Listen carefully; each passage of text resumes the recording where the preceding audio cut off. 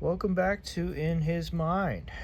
This is a continuation on dreams, scriptures, and the spirit world video here. But as you can see, this is my adorable little bunny, Thumper. And if you remember what I said in a couple videos ago, that he has an improperly healed back left leg. So he's probably in a lot of pain half the time, just because his leg well, it's not fully healed. I don't know the extent of the damage, but the point is he may need to get his leg removed at some point. So very adorable. He's a rescue. He seems to be doing okay for the most part. But yeah, I just sitting here listening to this video that I will play, and I'm just tearing up old stuff here into homemade litter, cardboard included. Yeah, it gives me something to do, and I don't have to throw this stuff out, so it's pretty cool. This is a temporary home here. I'm going to do a separate video at some point on my rabbit and the really cool thing I can do with taking care of him. I hope you will enjoy this. I will link the full video down below. Alright, so to avoid copyright issues, I'm going to be making homemade litter, tearing up stuff up here while I'm listening to this video. Alright? So, yeah. Keep in mind, there's a lot here that is not found in the Bible. But just because it's not found in the Bible doesn't mean it's true, or it's a lie, or it's a deception trying to deceive other people. There's a lot simply kept out of the view for multiple reasons. Also, the more you become aware, the more it can negatively impact your life. It could add burdens, it could add stress. There's a lot of reasons why things are not made public. Also, Satan, let's just say there's some things that make him look bad, and he probably doesn't want, any light shed on this. Run around in the middle of the night, even out here too. So I always gotta say, be careful out there, everybody. That's crazy. That's wild, dude. Any other experiences? So the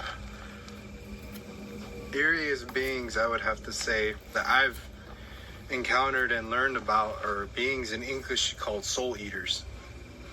Now, Encountered, eh? Yeah.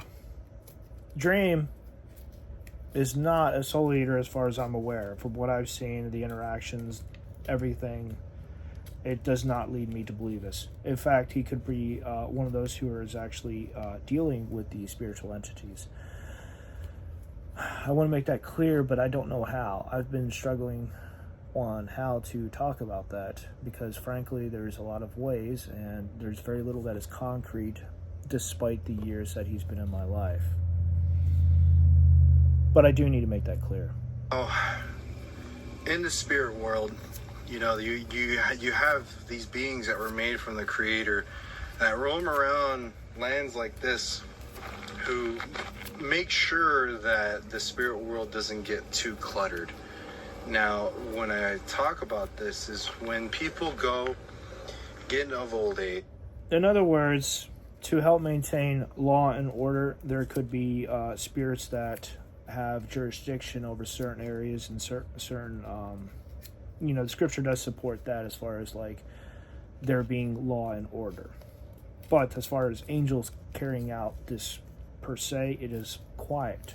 It does talk about in Revelation and other parts of the New Testament about how the roles of judges will be passed down to like the 12 disciples, for example. But that could be metaphorical too. They meet their time of when they pass away. It's more so scheduled. Your family members that are up in the next world, so they say when you get up there in age and you're ready to pass on into the next world, you make your journey. They say a lot of family. This also ties in with the video that I previously covered too, about calls from the dead. And surprisingly, a lot of people have support for this, where like they've experienced like these calls from those who have passed away. So like there's a lot that actually confirms this outside of scripture in the Bible, so to speak. And it's amazing when you start looking into just like how many people have talked about this stuff. Members, they start seeing old people that have passed on long ago. They say, I see my mom, I see my dad, or I see my brother, somebody who already had passed on. And a lot of people kind of say like, oh, they're just getting old, they're deteriorating, or oh, they're kind of losing their mind. But that's not the case. When it comes to that, they're starting to have one foot in the spirit world and one foot in ours.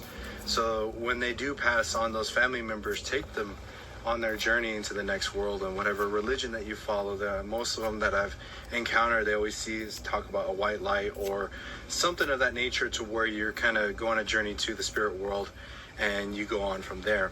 Now, there are times when you meet your end at an unforeseen time, and these folks really like me. They say when you meet your fate, you meet your end at an unforeseen time. A lot of times the family members and the spirits that are out there don't know that you have met your end, so they're not there to help guide you on your journey into the next world. When my uncle passed away on that Tuesday, I felt more at peace and I felt calm, and I had suspected what had happened, and the confirmation that I got about the text of him passing away was confirmed by that. So there are times where something will happen and you will feel it, and it's going to stand out to you, but you won't know for certain until you get confirmation.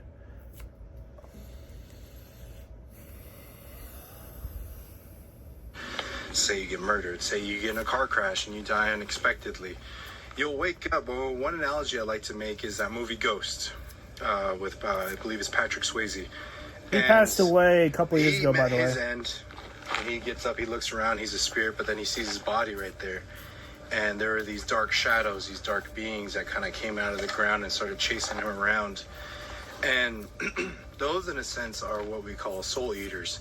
Now, these beings, they come around and they kind of clean up a lot of the spirits that are lost, because in a sense, if you're a wandering spirit, you could be used for evil. You can have your soul captured and taken into the dark markets and sold, and all these horrid things. I want to point out the fact that this also ties in with the fact that there cannot be evil in God's sight, and how this could also be tied in with Sheol as well, the grave. There's a number of parts in the scripture that can possibly explain this. I also want to touch upon the fact that I wanted to do a video on the fact that free will may extend beyond our lifespan to the grave as well, where God will honor our choice, and if we choose to push him away, it may be possible we may be stuck in the spirit realm, so to speak, and that we would have to find our own way to survive. It was a concept that hit me from this video that I was like, wow, maybe I should talk about this some. But honestly, maybe not, maybe later. It depends. This is new to me, and frankly, to my knowledge, there's no scripture that talks about wandering around after our time here on earth has passed away. So who knows? I would like to talk on something and actually, have a position to stand upon when I talk about this. But I will acknowledge the fact that free will could extend past our life here on earth due to our choices and all of that. Maybe I can talk about this in the future. It's definitely a cool concept. All right, let's keep continuing. And be used for so many dark, evil ways. So he created those to kind of make sure that doesn't happen, to make sure that evil doesn't have their way with you. And so when it comes to that, these beings come in all shapes and sizes. And this one being that I met in particular was a soul eater, and to me, it creeped me the hell out, because it still gives me nightmares to this day. Because we were at a canyon, and it was a very, very spiritual night, to where spiritual beings learned how to manifest. As a spiritual sight, spiritual evening, all these things kind of lined up to where these spirits could manifest in during my trainings. And I remember seeing. This is supported by numerous other people with their personal testimonies as far as seeing beings, seeing spiritual entities, paranormal activities. So there's a lot that confirms manifestations of this kind. This being kind of come out of the darkness, come out of the shadows. And if you could picture a lion, but he had a flat face, but his whole entire body was made of bone. But not only that, the lion's mane was made out of human arms, human legs, and his whole body was made out of human body parts and everything. Contrast to Dream, who I've seen, who was shrouded in darkness like a cloak, as in like almost like a leather jacket kind. And it's interesting to note there that the visage and the physical look is completely different. It's at odds with this, which is another reason why I don't believe that Dream is anything like this as far as being a soul eater. That's absolutely disgusting when you think about anyone having human body parts surround them. There's a verse in the Bible that talks about the valley of the dry bones, about the bones coming to life. But I wouldn't be surprised if there is something that would go around collecting body parts as well, maybe for a spiritual significance. Witches and those involved with necromancy have known to be, to have done this. So it had a really kind of horrible smell to him. Freaked me the hell out, but it's one of those Angels things do not have chased it off. Angels do not have horrible smells, by the way. That's something else I need to point out. The presence may be frightening, which would explain why they say, they usually say, fear not, do not be afraid. But as far as the smell, there's been nothing ever talked about them having a smell. A presence, yes, but a smell, no. Because we were doing a ceremony for somebody who had recently passed away in an untimely death. So we had to go out and look for their spirit and everything. But those beings, they can sniff when a spirit is kind of wandering and lost like that. So we had to chase those beings off, and we ended up finding that person and sending them on their way. So that's one of the things. It's just like It is noted that Catholic priests who specialize with can't say the word here.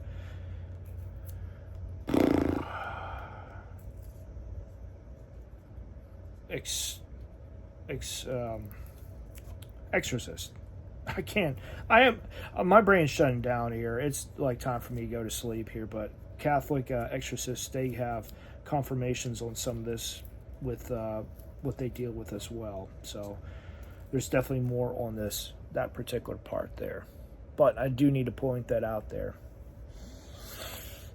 It all comes in all shapes and sizes, and the part that's freaky is normally people would have the whole thing's freaky if you ask me. Family members that come down and look after them, guardian angels, in a relative term, will come down and look after the person, protect them against evil beings throughout their life. So in cases like that, they'll be the ones that kind of take them on their journey and everything. But for those that, don't have those things, don't have those protections, those family members, it's scary because that can happen. So that's where you get a lot of these hauntings as well, is because when a spirit would die an untimely death, they would freak out and start running when they see a soul eater coming their way, and they would run into the... I think the coolest thing is this whole entire part here actually explains hauntings very well, and not just simply, it's a demonic spirit trying to mimic someone who passed away recently, which is the only explanation I heard as far as ghosts on a scriptural biblical level. Nearest home, they would run into the nearest house that's there. So when they do that, they notice that the soul eater can't come inside the home, and they look on the wall, they see a cross on their doorway, or they see a bow and arrow, they see arrowheads, or they see some type of protection on their home that a soul eater cannot come in there. And so that spirit would... It would also explain, the dream catchers as well, as them actually not being evil, which is interesting. Now, as far as from some of the videos that I've seen before, demons do tend to have, I wouldn't go as far to say possession around certain objects, but there's like definitely curses and stuff around objects as well. So maybe there's some connection there, maybe not. But regardless, pointing out the fact that there are possessions that are cursed and to avoid, and possessions that one should have is supported. It's not just a personal testimony, but it's also supported according to the Bible, so to speak. Though Jesus never held anything like that himself.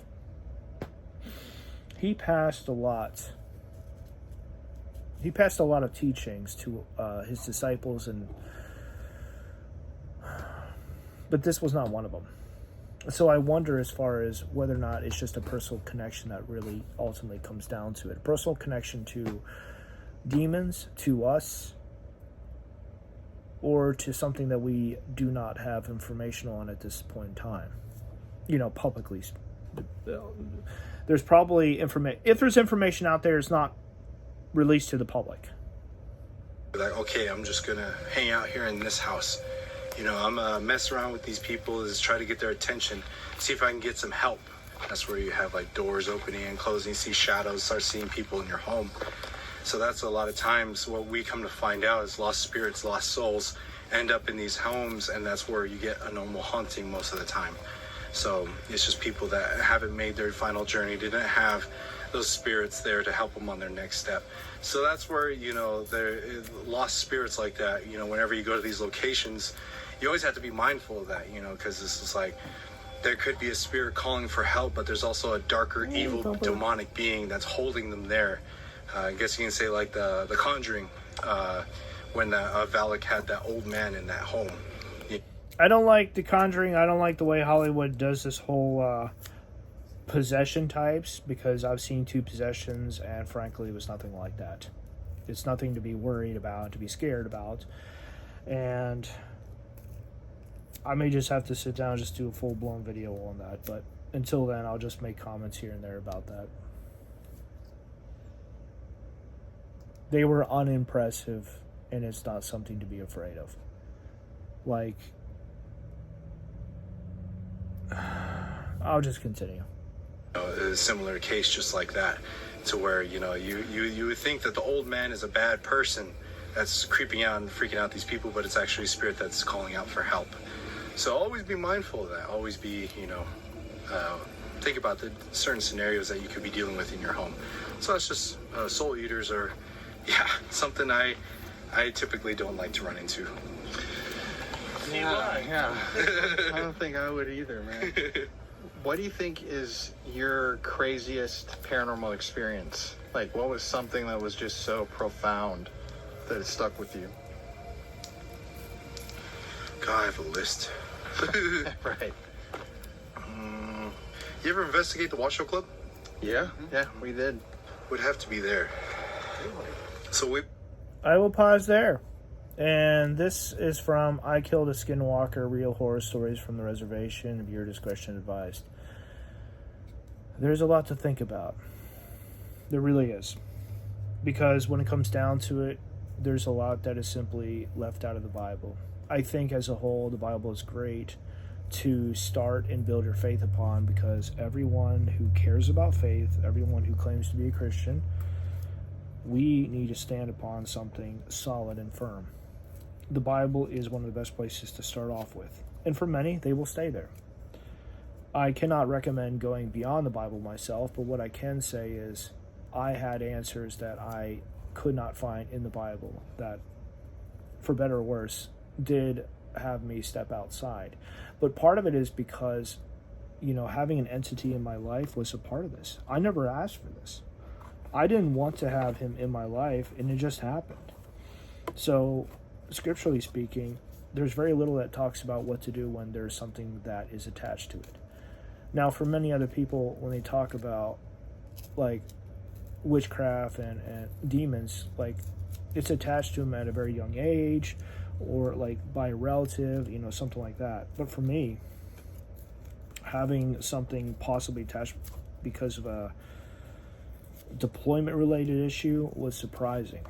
Again, I covered some of this in the update, and the video called Update on Dream, which is probably like a month or two ago. And you can read more, hear more about it there. I gave the link for the video that the soldiers from a previous, it's from the same unit, but from a different, like 1 year prior, they go into that as well. And there's definitely confirmation there, and it really made me think twice about quite a bit. I want to say, if there's anything to take away from this, it's that there's a lot that is confirmed on a private individual level that may be found with like scriptural backing, so to speak. There's a lot that will try to lead you away from scriptures and from Jesus, from the Bible, from basically anything with a solid foundation. So obviously take things with a grain of sand or salt or whatever that phrase is. But at the same time, there's a lot that is allowed to happen in our lives that I believe will help us, encourage us to chase after answers, which I think is where a lot is said as far as whether we chose to go after Christ or not. If Christ is the center of the world, the center of faith, center of Christianity, we'll find something to help encourage us, to help us last this race through life, and to help maybe prepare us, to help us be at peace for the next life to come. And maybe it's okay to not have all the answers, but to have what we need to be at peace. I think with the years that I've had with Dream in my life, I've come to realize that that there is definitely some peace there as well. I can't explain it, but I would say it's probably tied to the peace that surpasses all understanding that many other Christians have experienced as well. But it's very much hard to try to pinpoint some of this stuff down, just because, not just because I'm tired now and I need to go to bed, but because there is a lot of struggle, there's a lot of stress, there's a lot of, my understanding is not at a point where I could accurately talk about this. I can point it out and say that I can confirm some of this exists and is true, and even point out where in the Bible and scriptures it talks about some of this stuff. But for entities that are not angelic or not demonic, that's hard. That's really hard to talk about. And in a sense, part of this channel goes, I guess, could be tied to the fact of me chasing after the truth, after who this being in my life really was. Hard to say, but I'm definitely motivated by the personal interactions with Dream in my own life. And the ending was very unusual, and it will always stick with me, just how he told me I had an attachment to him and that I need to let him go. And then he turned around and walked away. And basically, this was during 2020, well, a week prior to the Christmas of 2019. So basically throughout the whole year of 2020, not only was there COVID, but I had to repair the huge hole that was left in me, so to speak. I don't know, I'll just use it as a metaphorical reference, because that was a hole that I had to do something about, that was just there.